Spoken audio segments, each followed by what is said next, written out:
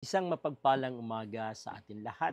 Sa kawan ng Panginoon, tayo po'y muli narito sa umagang ito upang mag-aral ng salita ng Diyos. Ang ating pag-aaralan ay patungkol sa biyaya ng Panginoon.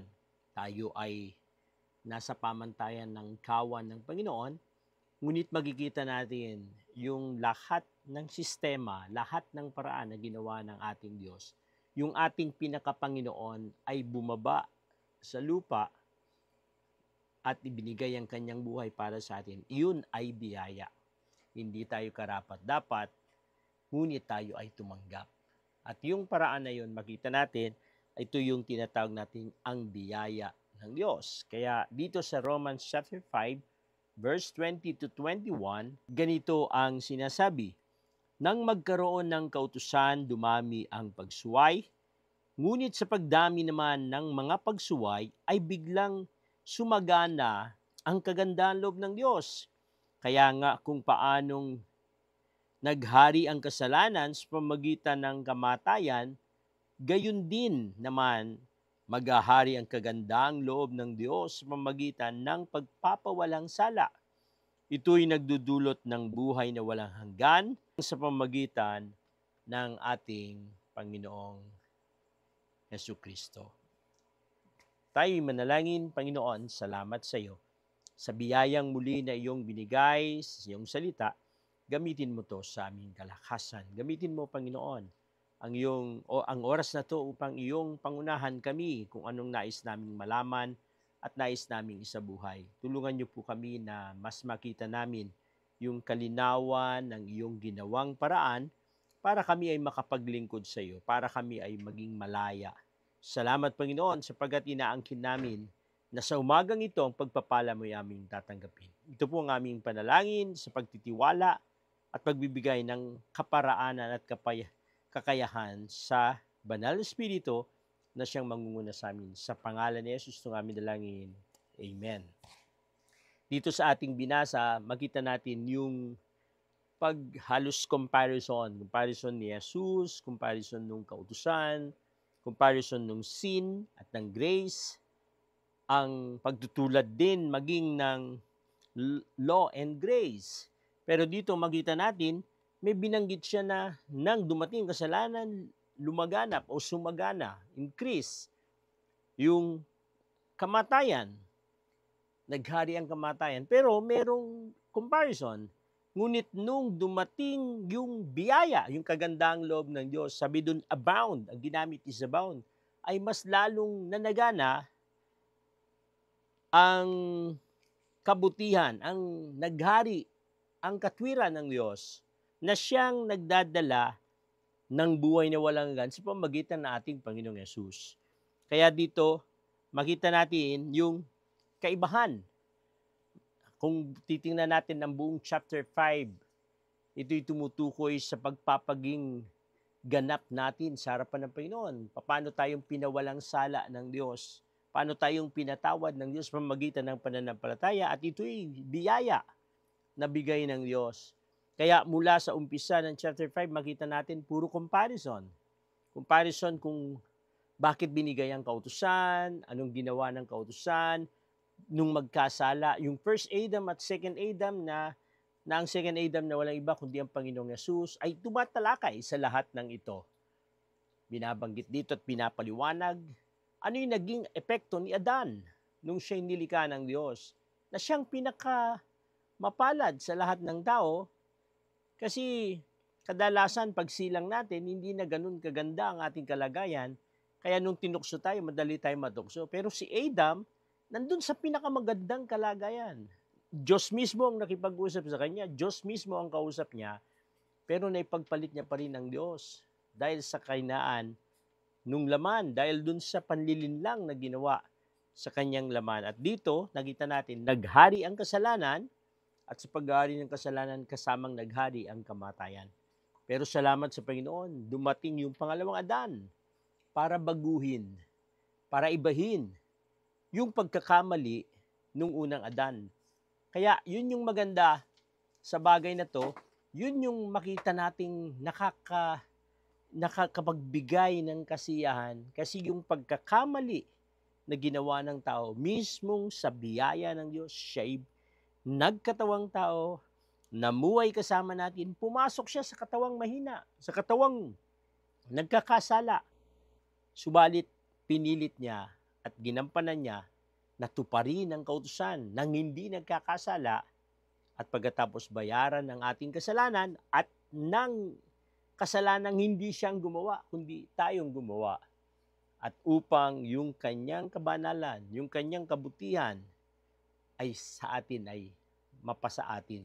Kaya yun yung mas ganda at masarap na dito makita natin sa pagpapatuloy natin yung patungkol sa kapangyarihan ng biyaya. Kaya nga ang biyaya ng Diyos, makikita natin dito na ito'y makapangyarihan. Pero meron lang ilang mga misconception, maling pananaw pagdating sa biyaya ng Diyos. Nung bata ako, lagi kong naririnig, by faith kasi sa Old Testament ay by works. Sa New Testament is by faith. Na siyang, nung naintindihan ko, hindi. Kasi mula pa lang sa Old Testament is by faith na. Makita natin yung mga binanggit na lingkod ng Diyos, puro sila nanampalataya sa Panginoon. Yung binanggit sa Hebrew na Hall of Faith, ay makita natin, puro sila nanampalataya sa Panginoon. Kung walang pananampalataya, hindi sila magiging katanggap-tanggap sa Panginoon. Kasi isa lang ang paraan para makakonekta ka sa Diyos na isang taong makasalanan, sa Diyos na banal. Ay walang iba kundi yung manampalataya ka sa Kanya. Nung una, akala ko is by law ang Old Testament at ngayon by grace ang New Testament, na siyang hindi rin.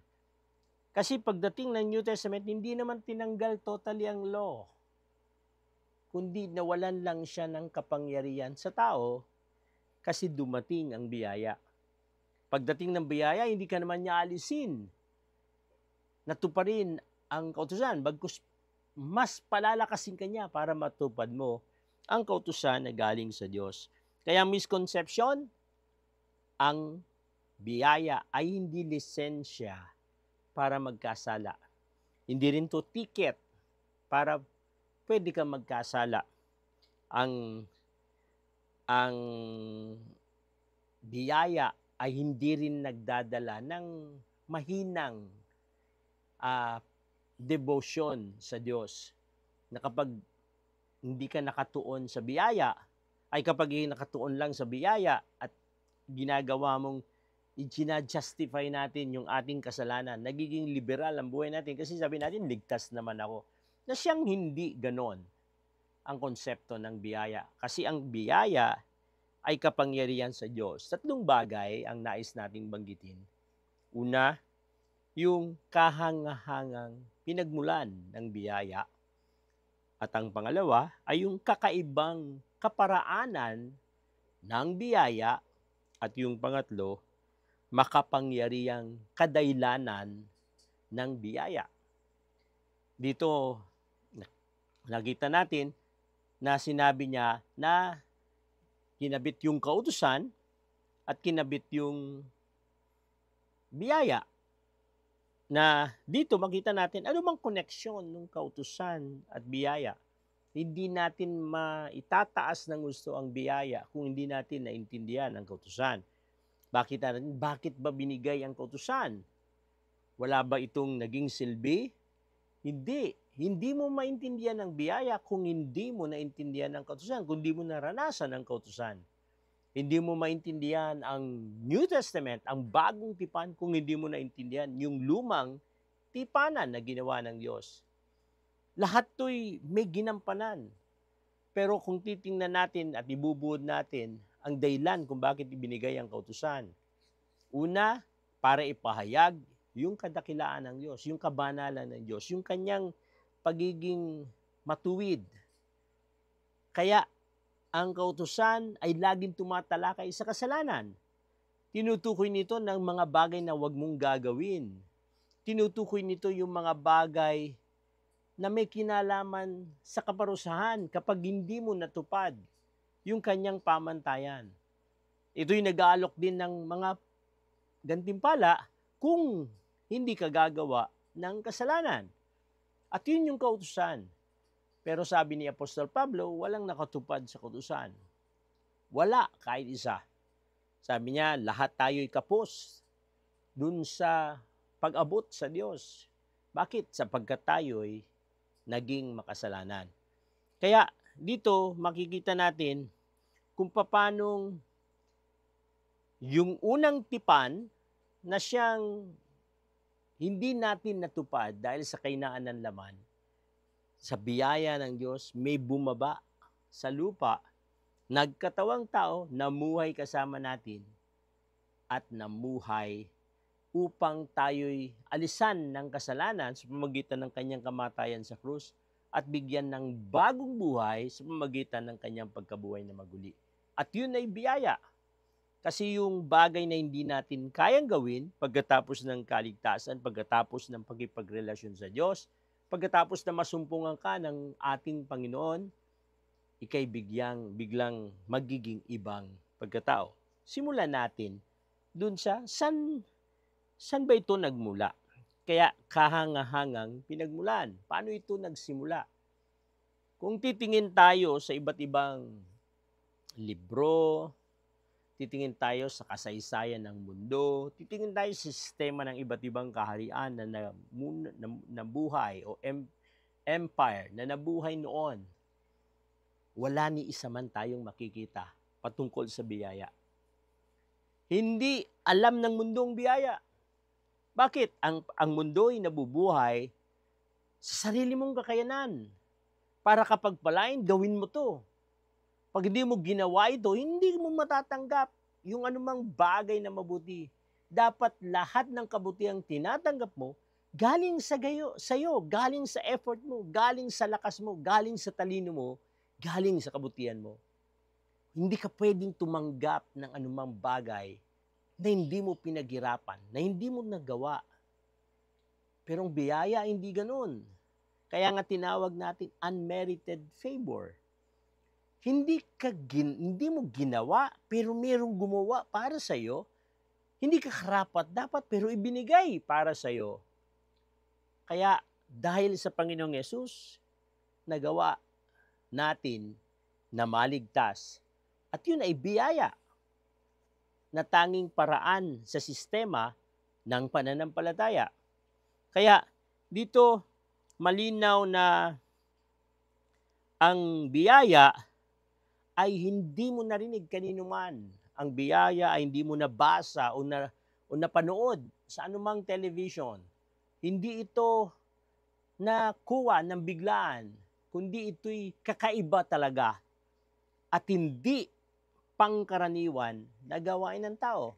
Bagamat may mga parang biyaya na ginagawa, pero hindi ito tuloy-tuloy na pamantayan. Sapagkat ang biyaya sa Diyos lang talaga nagmula. Ang kahanga-hanga dito, kapag ang gumawa ng biyaya ay taong mas mababa kaysa sa iyo, madali yung intindihin. Halimbawa, ako teacher, pagkatapos nagkulang ako, tapos merong estudyante na pumuno dun sa kakulangan ko. Biyaya yun.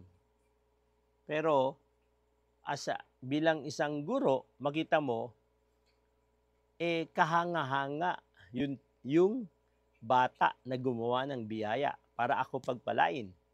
Pero mas kahanga-hanga kapag yung mas mataas ang gumawa para sa bata. Kung yung teacher ang gumawa.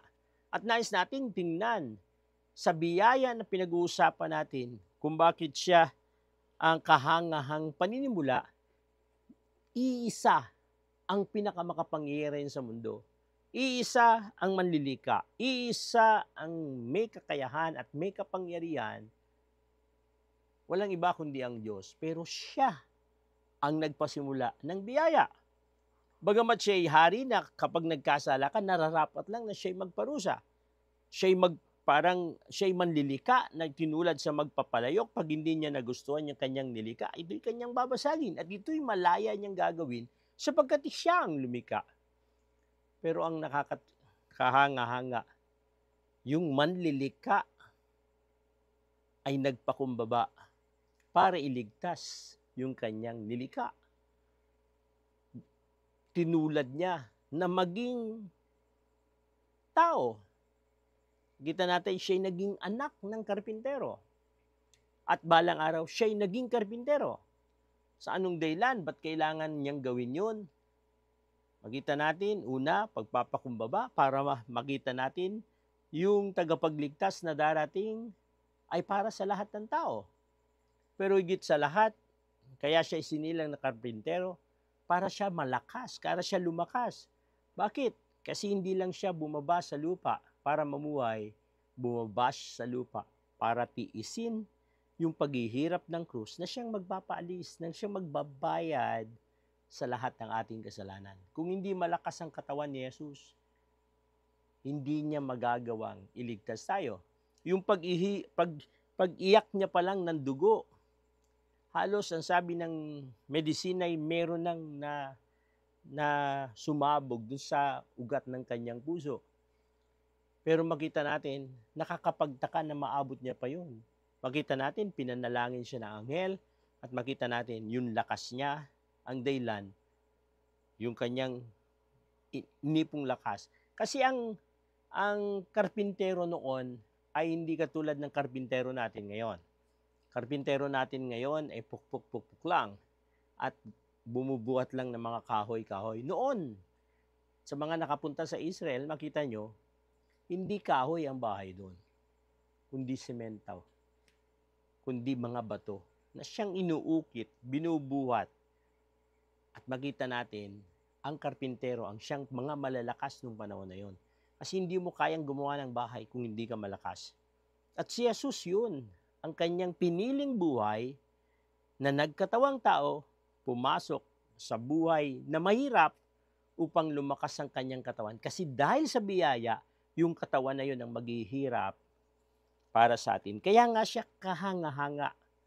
Ang pinagmulan ay hindi mula sa mahirap o pangkaraniwang tao, kundi nagmula ang biyaya dun sa pinakamakapangyarihan na kinikilala nating manlilika, na kinikilala nating dakilang hukom, na kinikilala nating Diyos. Sa Kanya, nagpasimula ang salitang biyaya.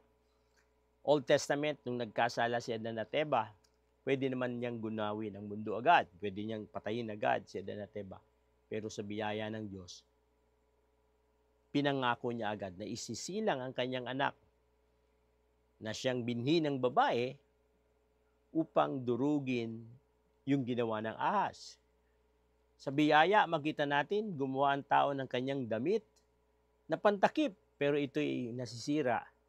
Pero gumawa ang Diyos ng paraan, ng damit na gawa sa balat ng hayop na siyang tumatakip sa kanilang kasalanan, ang dugo na siyang sinimbolo nila. Ito'y biyaya. Ito'y kapangyarihan ng Diyos. Ito'y pagpapalang galing sa Diyos. Kaya ito'y nagsimula sa Diyos at isinagawa rin ng Diyos.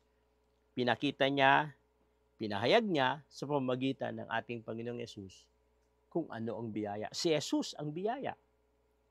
Kasi sabi na unmerited favor, si Jesus ang gumawa, hindi tayo ang gumawa. Siya nagdala, siya nagbayad, hindi tayo ang nagbayad. Siya nagbigay ng kabutihan sa lahat ng tumanggap, katwiran, justification. Pero kung tutusin, hindi tayo ang gumawa, kundi si Jesus. Tayo naligtas, hindi dahil sa atin, kundi dahil sa ating Panginoon.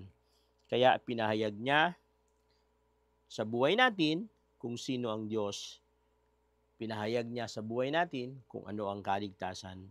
Kaya ang kaligtasan ay malinaw na sa ako lagi kong binabanggit to, tatlong proseso. Naintindihan mo kung sino ka, nalaman mo kung ano yung nagawa mong kasalanan at anong yung pagkaalipin mo sa kasalanan, naintindihan mo ang kaparusahan na dala nito. Hindi mo lang naintindihan yung sarili mo, naintindihan mo rin yung Diyos na siyang kumakatok sa iyo, na siyang may dala ng tanging solusyon sa lahat ng kaparusahan. Hindi niya ginagawa kang robot para sundin mo siya, kundi ginawa niya ang kabutihan kasi mahal niya tayo at nasa atin kung tutugunin natin yung kanyang panawagan. Hindi pipilit yun ng Diyos, pero binibigay niya yun kasi mahal niya tayo. Kung ayaw mong tanggapin, kung di mo tinanggap, mararanasan mo yung kabilang kwento ng barya, other side of the coin, na ang sino mang hindi tumanggap ay napahamak na. Already condemned, sabi ng Bible. Pero sa sino mang tumanggap, ito'y nagdala ng buhay na walang hanggan. Maling isipin na pag ayaw mong tumanggap, parusahan ka ng Diyos. Kung tumanggap ka, alisin ka niya sa kaparusahan. Hindi ganon. Ang tatama lang yung huli. Pag tumanggap ka, aalisin ka niya sa kasalanan, aalisin ka niya sa kaparusahan. Pero pag hindi ka tumanggap, sabi doon, patungo ka sa pamakan. Kumbaga parang ang kaligtasan, parang detour. Lahat tayo papunta sa kapamakan. Pero dahil ang Diyos ang nagpasimula ng kaligtasan, hindi sa pamagitan ng gawa, yun ay sa pamagitan ng biyaya. Kaya't biglang nakita natin yung isang daanan papunta sa kaligtasan. At ang Diyos ang nagdala sa atin sa bagay na yun. Kaya sa una natin pinag-aralan, walang ibang pinagmulan ang kaligtasan malibang ang Diyos ang siyang nagpasimula at ang Diyos din ang nagsagawa sa pamagitan ng buhay ng ating Panginoong Yesus. Kaya bilang mga naligtas sa biyaya na bigay ng Diyos, ang tinanggap mong kaligtasan ay hindi galing kahit kanino. Ito'y galing sa Diyos. Nararapat lang yung kaurian ay hindi magbabago. Nagdadala rin ito ng kasiyahan, nagdadala ito ng kapakumbabaan, at nagdadala ito ng buhay na pagiging banal. At yan ang tinanggap nating biyaya mula sa Diyos. Pangalawa, makita lang natin na ito'y kakaibang kaparaanan ng biyaya. Makita natin dito yung kakaiba. Bakit? Sabi ko nga kanina, sa mundo, gawin mo to para kapagpalain. Kapag nagkasala ka, dapat kang parusahan. Kapag mabuti ka, dapat kang maging maunlad. Kasi pag magaling ka. Pero makita natin, sa Panginoon, hindi lahat nangyaring ganito. Kapag ikay mabuti, pwede kang tumanggap, pero hindi ka sasaya sa anumang tinanggap mo dahil sa iyong kakayanan. Kung ikay may kasalanan, pwede ka pa rin tumanggap ng kapatawaran kung mairinig mo yung paanyaya ng biyaya, paanyaya ng Panginoon na siyang tinatawag nating biyaya. Kahit nagawa mo yung kasalanan, kaya niyang pakawalan tayo sa kasalanan dahil nakita natin yung kanyang kaparaanan ng biyaya. At hindi lang yun, makita natin sa ating buhay na anumang sitwasyon, kaya niyang baliktarin dahil sa biyaya ng Diyos. Kaya nga, kakaiba yung kaparaanan na ginawa ng Diyos. Kakaiba sa buhay ng tao. Para ka magtagumpay, magpursige ka. Gawin mo lahat ng bagay, higitan mo ibang tao. Pero sa pamantayan ng biyaya, ginawa na lahat ng Diyos, kaya inalok niya sa iyo. Kumbaga yung unconditional love niya ang nauna, bago yung ating desire na lumapit sa Kanya. Ang initiator, walang iba kundi ang Diyos. Siya nagpasimula, at kaya nga tinawag itong biyaya. Hindi siya ang nangangailangan sa atin, tayo ang nangangailangan sa Diyos. Pero ang ginawa ng Diyos, siyang nagpasimula. At siya ang nag-umpisa ng kanyang gawa ng pagmamahal. At siya rin nag-umpisa ng panawagan para sa solusyon na kaligtasan na ating nais na makuha. Yun yung biyaya. Yung pagbabago ay nangyari dahil sa kaparaanan ng biyaya. Maraming nalilito sa bagay na to. Maraming nagsasabi ang pagbabago ay gawa ng reward system. Reward and punishment. Para mabago yung bata, lagi mong latagan ng reward. O magwalis ka, bibigyan kita ng 5 piso. O kailangan maging rank, maging honor student ka, bibili kita ng bike. Kaya yung bata magpupursige. gagawa ng paraan para makuha yun. Pero ang tanong, ilan ang bata na nakakuha doon sa binibigay mong sistema? At ilan bata ang hindi nakakuha? Anong magiging epekto dun sa nakakuha at anong magiging epekto naman dun sa hindi nakakuha? Mas marami ang hindi makakakuha kasi mas marami ang mahihina kaysa sa malalakas. Kaya kung reward system ang paraan ng Diyos, kakaunti ang maliligtas. Kung punishment naman ang parusa, ang pinaka-motivator ng Diyos, na parurusahan kita pag di mo ko sinunod, alam natin na ang takot ay hindi nagdadala ng kausayan sa buhay. Bagkus nagdadala ng pangamba. Ang takot ay nagagawa mo lang sa oras na nariyan. Pero pagkatapos ng lahat, makita natin ang takot ay walang kapangyarihan para tayo baguhin. Tingnan nyo, tuwing maglilindol, tuwing magkakaroon ng disaster, agad na lumalapit ang tao sa Diyos. Pag nawala ang disaster, nawala ang pandemya, balik sa normal ang tao. Nung nakaraang presidente, na halos naubos, halos sumina ang mga drug pusher o drug addict. Bakit? Dahil sa takot na sila ipapatayin. Pero naubos ba lahat? Hindi. Hindi. Anong nangyari? Kasi alam nila, pag nariyan lang, delikado sila. Nung nawala, babalik sa normal. Hindi mo na bago ang tao. Natakot mo lang yung tao, pero sa oras na mawala yung pangamba, babalik yan sa normal. Kaya ang takot hindi nagdadala ng pagbabago. Ang nagdadala ng pagbabago, nung maintindihan mong wala kang kakayanan, isa kang makasalanan na dapat parusahan, is kang tao na walang anumang mapatunayan na kabutihan ng Diyos. Salamat sa Panginoon. Kasi makita natin na sa kabila ng lahat ng iyon, tinanggap mo yung biyaya. Tinanggap mong kaligtasan. Tinanggap mong kapataran. At yun, yung kahanga-hanga na kaparaanan.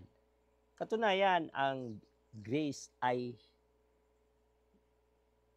ang tawag dito, madaling nakaka-attract, nakakagayuma ang biyaya.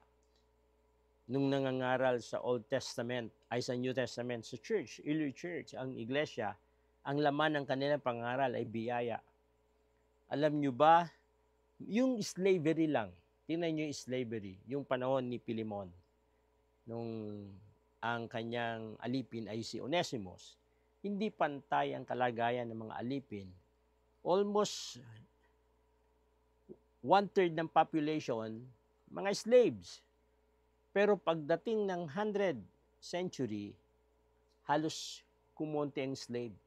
Bakit? Kasi nung naging Christian, yung mga slave, naging pamantayan nila yung payo ni Apostol Pablo o payo ng kautusan ng Diyos. Hindi mo na alipin yung tao, gawin mong kapatid, kapatiran. At dun sa bagay na yun, nakita natin, biyaya ang tawag dun. Ang tawag dun biyaya, nawala sa Roma. Wala sa anumang bansa. Nasa Kristiyano lang. Sa Roma, kapag mahirap ka, outcast ka. Kapag may kasalanan, yung maging sa Israel nga, yung taong bulag, sabi nila, kaya bulag yan kasi makasalanan, yung kanilang mga magulang. Kung paano nilang i-judge yung mga tao, paano silang magkaroon ng discrimination. Pero nung dumating ang Israel, sila yung sumasagip dun sa mga ganung tao. Sila yung nag-aampon sa mga ganung tao. Katunayan, bumibili sila ng alipin para ito palayain. Magamit sila ng kanilang pera para ito'y palayain.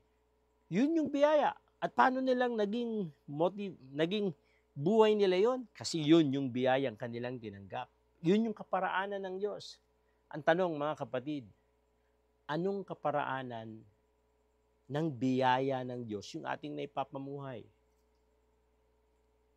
May mga pagkakataon na may humingi ng tulong, maaaring sabihin natin na, kaya ako nagpursige ako, kaya ako gumanda ang buhay ko. Dapat magpursige din sila.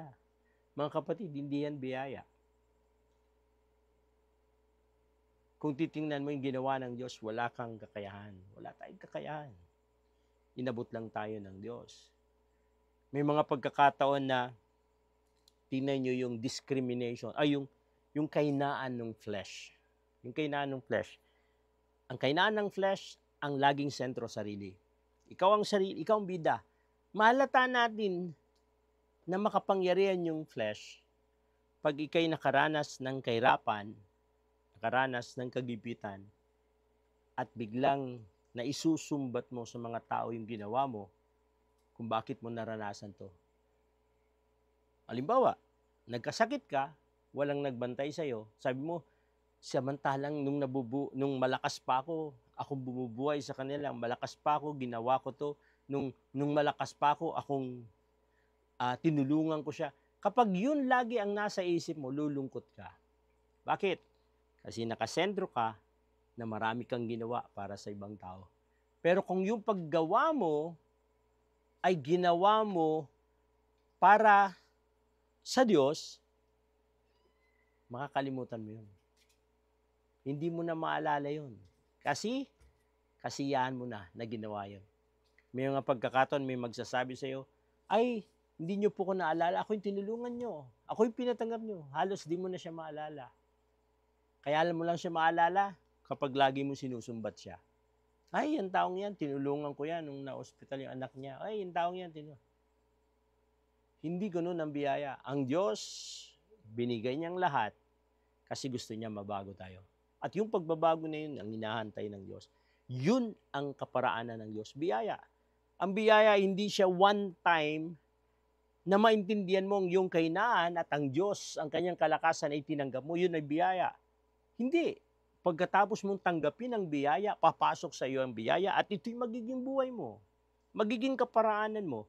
So, paano mo itrato ang anak mo, paano mo itrato ang kapitbahay mo, paano mo itrato ang mga kapatiran, paano mo itrato ang mga makasalanan, hinahanap ng Diyos yung kaparaanan niya sa buhay natin. Mga kapatid, huwag tayong tumulad sa mga taong walang biyaya. Hindi pa nararanasan ng biyaya. Natural lang na ganun ang kanilang pamantayan. Pero sa mga taong tumanggap na ng biyaya ng Panginoon, dapat lang na maintindihan natin na nasa iyo na ang biyaya ng Diyos. Kailangan mo itong ipamuhay. Sapagkat ang biyaya ay nagbabago sa buhay ng tao. At hindi lang yun. Ang isa pang bahagi ng biyaya, nagtutulak para maglingkod sa Diyos. Yung kaparaanan ng biyaya, pag yun iyong isinabuhay, yun ay paglilingkod. Yun ay kaparaanan paglilingkod. Kapag tiningnan nyo, anong mas epektibo? Kaparaanan ng mundo, kaparaanan ng Diyos? Siyempre, kaparaanan ng Diyos. Kaparaanan ng tao, kaparaanan ng Diyos, kaparaanan ng Diyos. Ang mas makapangyarihan at mas epektibo.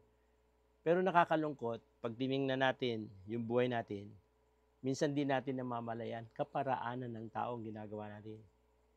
Pag nagkasala ang bata, agad mong papagalitan, agad mong susumbatan, agad mong hindi maramdaman ng anak mo yung biyaya na pinapangaral natin sa kanila.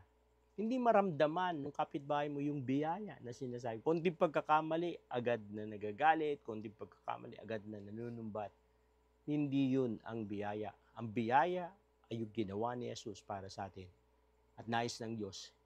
Kaya siya makapangyarihan na kaparaanan kasi hindi lang Diyos ang gumawa. Hantayin niya na yung ginawa niya ay gawin mo rin para sa iba.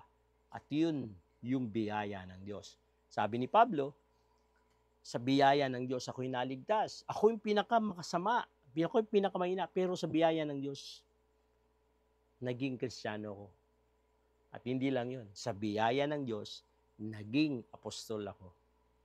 Ibig sabihin, yun yung paglilingkod. Una, sa biyaya siya'y naligtas. Pero sa biyaya, siya ngayon ay naglilingkod sa Panginoon. Kaya ang biyaya hindi natatapos sa kaligtasan, kundi ito'y nagpapatuloy sa pang-araw-araw na paglilingkod sa Diyos. At panguli, makita natin ang Biyaya, ito yung makapangyarihang kadahilanan ng biyaya. Ano naman ang kadahilanan? Ba't ginawa niya ang biyaya? Ang paraanan, alam natin dalawa. Una, para maglingkod ang tao sa Diyos. Paraan ng paglilingkod. Ginamit niya yung unconditional love. Ginamit niya yung kaparaanan ng ginawa ng Diyos. Ngayon, balik tayo sa law. Bakit ito'y nagdadala?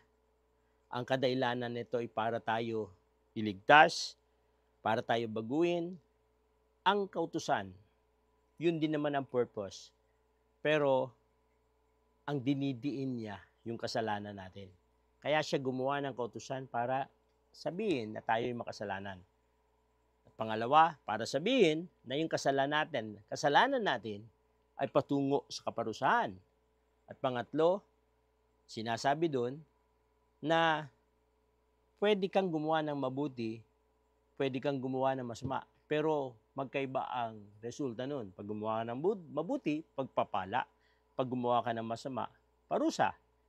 Pero ang pangatlong sinasabi ng kautusan, hindi mo kaya siyang sundin. Bakit? Alam mo na yung mabuti, pero hinihila ka ng katawan mo sa masama. Merong sinful nature sa loob ng katawan natin na bias. Sabi ni Pablo, sa isip ko, sa Romans chapter 7, gusto kong gawin yung mabuti, pero may kapangyarihan sa loob ng katawan kong nag-i-enjoy sa paggawa ng masama. Sabi niya, kahabag-abag ako. Pero salamat sa Panginoon. Sabi niya, na siyang nagligtas sa kanya. Mawawala lang yung kapangyarihan ng sinful nature kapag naintindihan mo yung unconditional love ng Diyos.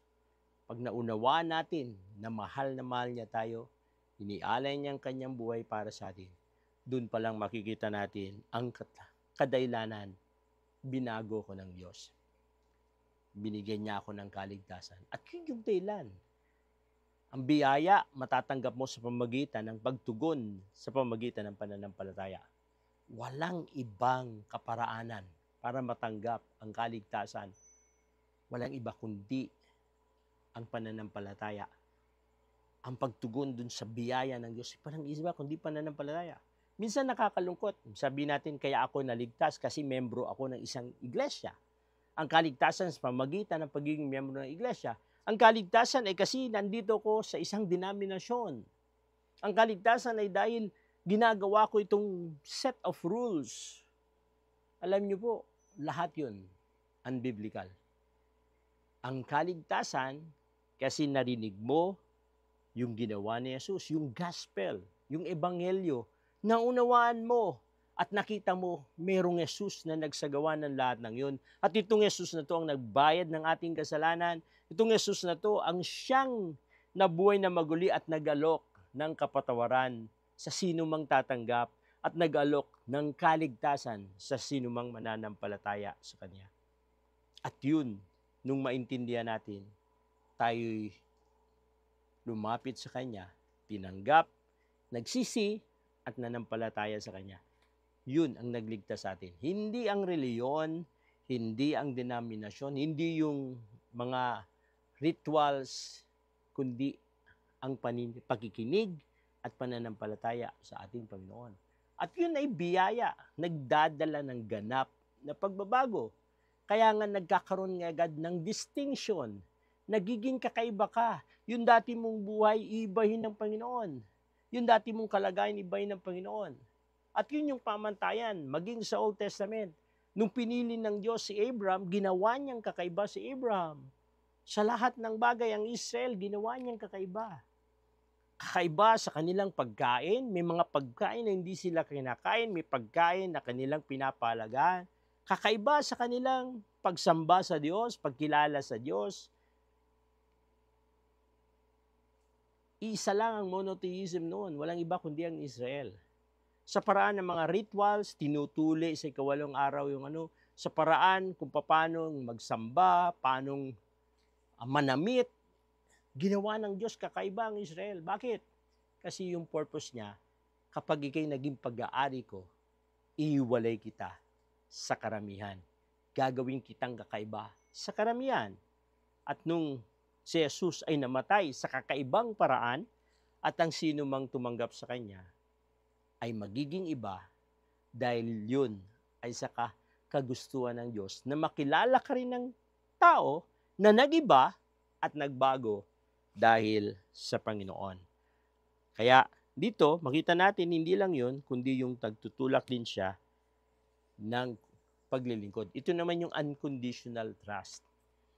Ito lagi ko itong binabanggit. Kung maghahanap ang isang sikat na kumpanya ng isang empleyado at naghahanap siya ng isang empleyado, halimbawa, naghahanap siya ng isang CPA. Ang isang CPA na mapipili niya, nakita niya dun sa resume niya, may kaso siya ng estafa. Meron siyang libel case. Meron siyang mga problema. Sa tingin nyo, tatanggapin yun pagkatapos niyang makita yung mga bagay na yun? Sigurado ko, hindi niya natatanggap yun. Agad niyang ibibigay yung resume. Sabi niya, maghanap ka na lang ng iba. O kaya sasabihin, bumalik ka na lang, tatawagan ka na lang namin. Pero sa totoo, reject ka na. Pero salamat sa Panginoon. Bakit?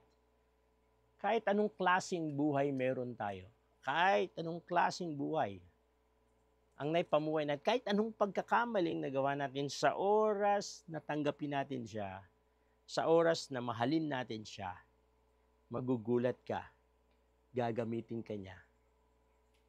Ilalagay niya yung pangalan niya sa iyo. Itatatak niya yung kanyang pangalan sa iyo at ilalagay niya ang Banal na Espiritu sa iyo. Ipagkakatiwala niya sa iyo kasi naniniwala siya, maglilingkod ka sa Kanya. Ipagmamalaki ka ng Diyos na ika'y pag-aari ko. Kahit anumang sitwasyon meron ka. At yun ang kapangyarihan ng biyaya ng Panginoon. Hindi siya namimili, hindi siya nagtatangi sa oras na isuko mo ang buhay mo sa Panginoon, gagamitin ka niya. Sabi niya sa Ephesians chapter 2 verse 8 and 9, hindi sa pamagitan ng gawa, kundi sa pamagitan ng biyaya. Kaya tayo naligtas. Pero pagdating sa verse 10, sabi niya, upang gawin kang manggagawa ng Panginoon. God's workmanship. Yun yung purpose. Kaya binigay yung biyaya kasi para gamitin ka ng Diyos sa paggawa ng mabuti. At yun yung kadahilanan. Ganon din yung sinabi ni Apostol Pablo. Makita natin yung kahanga-hanga na binanggit ni Apostol Pablo sa ating pagtatapos. Makita natin yung sinabi niya doon, nanalangin siya. Hinihingi niya na alisin 3 beses yung tinik sa laman. Pero anong tugon ng Diyos? Anong sabi ng Diyos sa kanya? 2 Corinthians verses 9 and 10. Sabi niya, but he said to me, my grace is sufficient for you, for my power is made perfect in weakness. Therefore, I will boast all the more gladly about my weaknesses, so that Christ's power may rest on me. That is why, for Christ's sake, I delight in weaknesses, in result, in hardship, in persecution, in insult, in hardship, in persecution, in difficulties, for when I am weak, then I am strong. Tingnan niyo po itong sinabi ni Apostol Pablo. Yung weaknesses niya, inihingi niya sa Panginoon alisin. Pero nung ginawa ng Diyos, binigay yung isang malaking revelation. Yung weaknesses ng tao, platform yun ng kapangyarihan ng Diyos. Nang ibig sabihin, kung wala tayong weaknesses, hindi mo mararamdaman yung kapangyarihan ng Diyos. Kung wala kang difficulties, hindi mo maintindihan kung paano siyang gagalaw.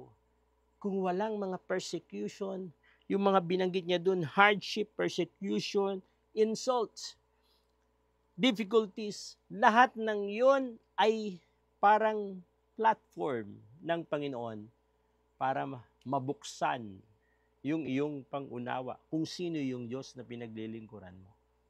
At yun yung biyaya.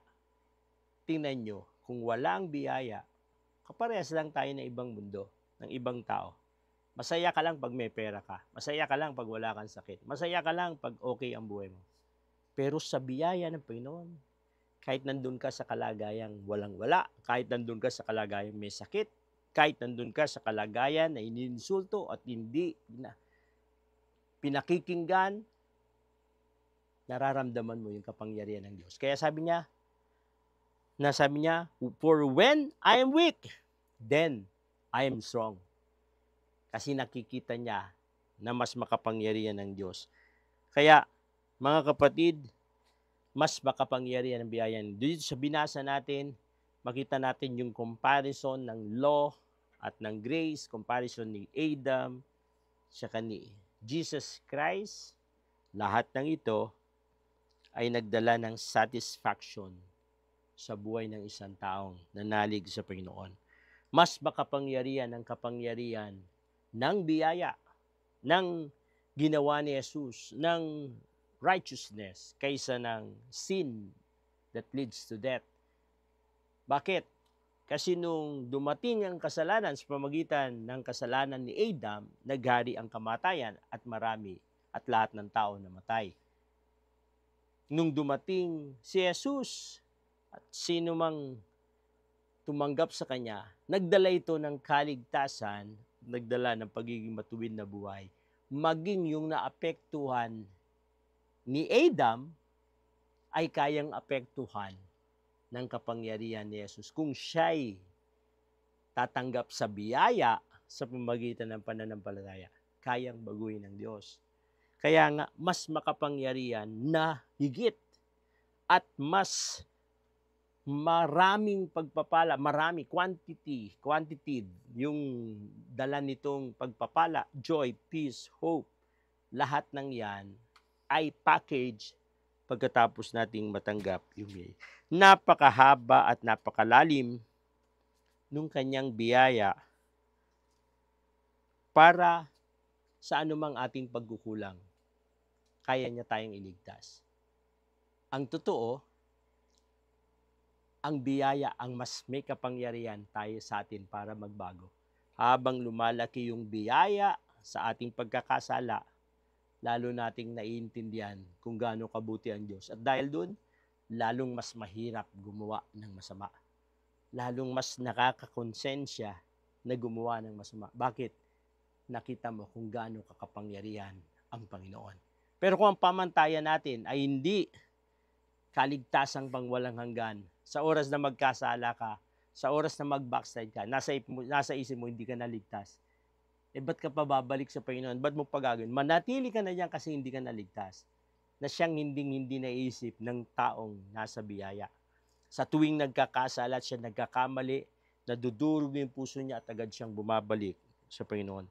Kaya, ang biyaya ay powerful enough to change our punishment and powerful enough to change our lives para sa righteousness, para sa kabutihan ng Diyos. Kaya mga kapatid, ang resulta, makita natin sa Psalm 23, sa dulo, surely goodness and mercy shall follow me all the days of my life, and I will dwell in the house of the Lord forever. Yung goodness, yung mercy, magkasama yun. Sa tuwing gumagawa tayo at naglilingkod sa Diyos, yung goodness, kaakbay natin. Pero sa tuwing bumabagsak tayo at nagkukulang, nangihina, yung mercy ang umaakay sa atin. Pero sa kabila ng dalawang yun, na-experience natin, naintindihan natin kung gaano kabuti ang Diyos. Kaya, nag-decide tayo, I will dwell in the house of the Lord forever. Kung pipili ako ng makakasama, wala akong ibang pipiliin kundi ang Diyos. Kasi nakita natin kung gaano siya kabuti. Yung biyaya niya, kung hindi pa natin naintindihan, hindi mo siya kayang ipamuhay. Pero sa oras na maintindihan mo kung ano yung biyaya ng Diyos at anong nagagawa ng biyaya ng Diyos, walang buhay, walang mahirap na buhay, walang pangit na buhay na hindi mo kayang tayuan. Kaya niyang maging maliwanag kahit madilim ang iyong kalagayan. Kaya niyang gawin kang masaya kahit walang dahilan para kang maging masaya. Kasi sapat ang biyaya ng Diyos para sa atin. Tayo manalangin. Panginoon, salamat sa iyo. Sapagkat minsan pa, pinahayag mo sa amin ang kabutihan ng iyong biyaya. Sa buhay ni Apostol Pablo, pinakita niya yung kaibahan ng kasalanang umalipin sa amin na gawa ng unang tao, at pinakita niya yung kaibahan ng aming Panginoon na siyang nagkatawang tao at nabuhay sa pagsunod, na nagdala ng mabuting pamumuhay, at dahil dun lahat kami ay naimpluwensyahan ng iyong kabutihan. Dalangin po namin, marami pang taong makakita ng iyong biyaya sa aming buhay, sa aming kaparaanan, sa aming pananalita, sa aming pag-uugali, upang sa ganun marami pang taong makaunawa ng biyaya mo, Panginoon. Maraming taong magtaka kung bakit ganun ang inaasal ng iyong mga anak. Makita nila yung aming kaibahan, at dahil doon naniniwala kami, marami sa kanila ang lalapit sa biyaya mo. Marami sa kanila ang tatanggap din sa biyaya mo. At yun ang panalangin namin, Panginoon, sa aming kasambayanan, sa aming buong tahanan, makita nila ang biyaya mo sa buhay namin. Yung kapangyarihan ng iyong biyaya.